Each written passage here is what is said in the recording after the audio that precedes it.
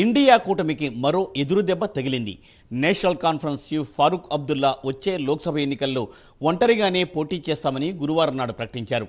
జమ్మూ కాశ్మీర్ లోక్సభలోతో పాటే అసెంబ్లీకి ఎన్నికలు జరిగే అవకాశాలున్నాయని ఫారూక్ అభిప్రాయపడుతున్నారు. ఇండియా కూటమితో సీట్ల సర్దుబాటు ఉండదని ఆయన మీడియా సమావేశంలో స్పష్టం చేశారు.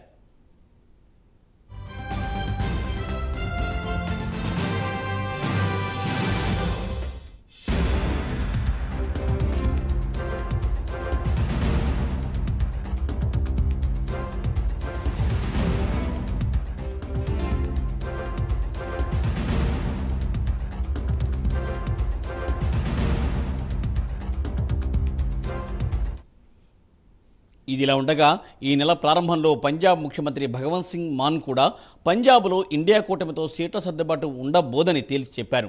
అంతకుముందు పశ్చిమ బెంగాల్ ముఖ్యమంత్రి మమతా బెనర్జీ కూడా కాంగ్రెస్తో సీట్ల సర్దుబాటు గురించి ఎటువంటి చర్చలు ఉండవని, వచ్చే లోక్సభ ఎన్నికలలో ఒంటరిగానే పోటీ చేస్తామని తేల్చి చెప్పారు.